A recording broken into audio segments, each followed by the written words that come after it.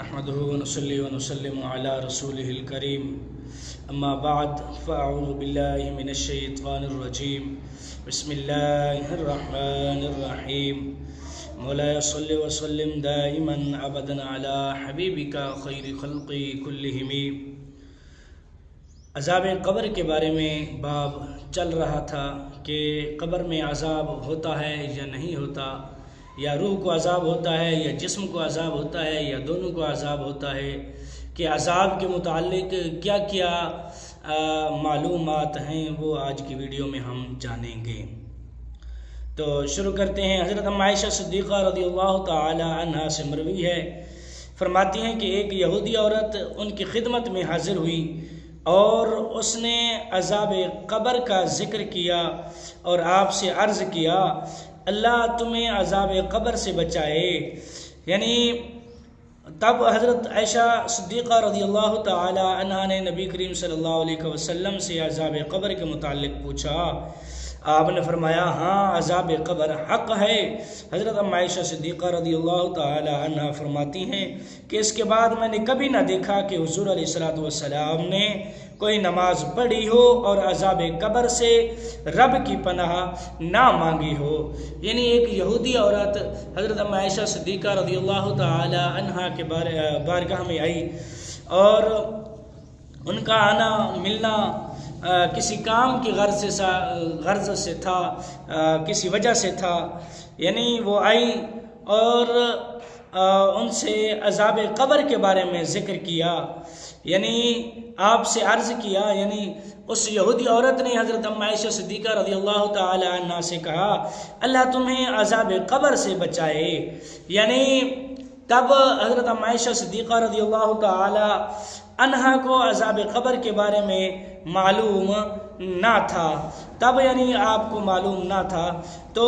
آپ کو جب یہ کہا گیا کہ اللہ آپ کو عذاب قبر سے بچائے، تو حضرت عائشہ صدیقہ رضی اللہ تعالی عنہا نے حضور علیہ السلام کی بارگاہ میں عرض کی یا رسول اللہ صلی اللہ علیہ وسلم کیا عذاب قبر ہے؟ تو حضور علیہ السلام نے فرمایا کہ عذاب قبر حق ہے، قبر میں عذاب ہر مردے کو ہوتا ہے۔ تو آپ فرماتی ہیں کہ اس کے بعد آپ نے کبھی نہ دیکھا، یعنی یہ مسئلہ پوچھنا تھا، اور اس کے بعد آپ فرماتی ہیں کہ حضور علیہ السلام نے ہر نماز میں عذاب قبر کی پناہ مانگی، یعنی عذاب قبر سے پناہ مانگی اللہ تبارک و تعالی کی، یعنی عذاب قبر کے بارے میں دعا کرتے کہ اے باری تعالی عذاب قبر سے بچا۔ تو کیونکہ تورات شریف میں پڑھا تھا یا اپنے پادریوں سے سنا تھا اس یہودی عورت نے کہ معلوم ہوا یہود و نصارہ پر بھی عذاب قبر آتا ہے، عذاب قبر ہوتا ہے، لیکن اس سے یہ بھی معلوم ہوا کہ وہ بھی اس بات کے قائل تھے، ماننے والے تھے یہود و نصارہ بھی کہ عذاب قبر ہوتا ہے۔ جو مسلمان اسلام کا دعویٰ کر کے اس کا انکار کرے وہ اس سے بھی بدتر ہے۔ آسمانی کتابوں میں ان کا ذکر تھا، یعنی عذاب قبر کے بارے میں اس کا ذکر تھا، اور اس کے بعد جو ہے معتزلہ، روافض اور اس زمانہ کے بعض نئی روشنی کے دلدا اس کے انکاری ہیں، یعنی مسلمان جو بظاہر تو کلمہ گو ہیں، کلمہ پڑھتے ہیں اور عذاب قبر کا انکار کرتے ہیں، وہ اس یہود و نصارہ سے بھی بدتر ہیں جو لوگ عذاب قبر کا انکار کرتے ہیں۔ یعنی عذاب قبر پر حق ہے، چاہے وہ کسی بھی مسلک کا ماننے والا ہو، چاہے وہ ہندو ہو، مسلمان ہو، یا پھر یہود و نصارہ میں سے ہو، یعنی کوئی بھی مذہب رکھنے والا ہو اس کو عذاب قبر لازم ہے، عذاب قبر آتا ہے، کیونکہ اب تک آپ کو خبر اس کی نہ تھی اور یہود کی بات پر اعتبار بھی نہ کیا۔ اس سے معلوم ہوا کہ یہود و نصارہ کی بات پر اعتبار نہیں کرنا چاہیے اور ان کی بات ہرگز نہیں ماننی چاہیے، کہ اور پھر اس کی تصدیق علماء سے بھی کرنی چاہیے، جیسا کہ حضرت ام عائشہ صدیقہ رضی اللہ تعالی عنہا نے کیا کہ اس یہودی عورت نے کہا اور آپ نے پھر حضور علیہ الصلوۃ والسلام سے اس مسئلہ کی تصدیق کی، تو حضور علیہ الصلوۃ والسلام نے فرمایا کہ عذاب قبر پر حق ہے، کہ تمام آسمانی دین اس کے قائل ہیں۔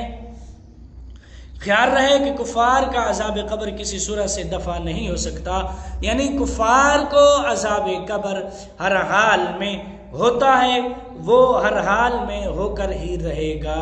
اور کسی بھی صورت میں ان سے دور نہ ہوگا عذاب قبر۔ مگر گناہگار مومنوں کا یہ عذاب سبزہ کی تسبیح، بزرگی کی دعا، اصال ثواب وغیرہ یا ختم یا کم ہو جاتا ہے، جیسا کہ حدیث سے ثابت ہے کہ حضور علیہ الصلوۃ والسلام نے قبروں میں کھجور کی طرح شاخیں گاڑ دی۔ اب قبروں پر پھول ڈالنے، گھاس اگانے کا بھی یہی منشا ہے۔ یعنی یہ حدیث مبارکہ سے ہے کہ حضور علیہ الصلوۃ والسلام نے کھجور کی طرح شاخیں جو ہے قبر پر ڈالی، جس پر عذاب قبر کم ہو جاتا ہے یا پھر ختم ہو جاتا ہے، اور ان کے بارے میں اصال ثواب بھی کیا جاتا ہے اور اصال ثواب دعا وغیرہ بھی کی جاتی ہے، جس سے بعض کا ختم ہو جاتا ہے، بعض کا کم ہو جاتا ہے۔ تو اب قبر پر سبزہ ڈالنے سے بھی قبر کا عذاب کم یا ختم ہو جاتا ہے۔ جو گھاس وغیرہ اگاتے ہیں، بیج وغیرہ ڈال دیتے ہیں برسین کا یا چھوٹی موٹی گھاس کا، تو اس سے بھی عذاب قبر ختم ہو جاتا ہے یا کم ہو جاتا ہے۔ اس سے یہ بھی معلوم ہوا ہر نماز کے بعد بلند آواز سے اس سے پہلے حضور علیہ الصلوۃ والسلام ایسا دعا مانگتے تھے۔ یہ دعا امت کی تعلیم کے لیے تھی تاکہ لوگ سیکھ لیں، ورنہ انبیاء کرام سے نہ سوال قبر ہے نہ عذاب قبر ہے، بلکہ ان کی برکت سے لوگوں کے عذاب دور ہوتے ہیں۔ یعنی جو کچھ بھی حضور علیہ الصلوۃ والسلام نے کیا یہ اپنی امت کے سکھانے کے لیے کیا، ورنہ انبیاء کرام اس سے محفوظ ہیں۔ تو آج کے لیے صرف اتنا ہی۔ میری ویڈیو اچھی لگی ہو، درس حدیث اچھا لگا ہو تو چینل کو سبسکرائب کریں، ویڈیو کو لائک اور شیئر ضرور کریں، تو دوستوں کے ساتھ صدقہ جاریہ سمجھ کر ضرور شیئر کریں۔ ملتے ہیں کل کی نئے ویڈیو میں، کل تک کے لیے اللہ حافظ۔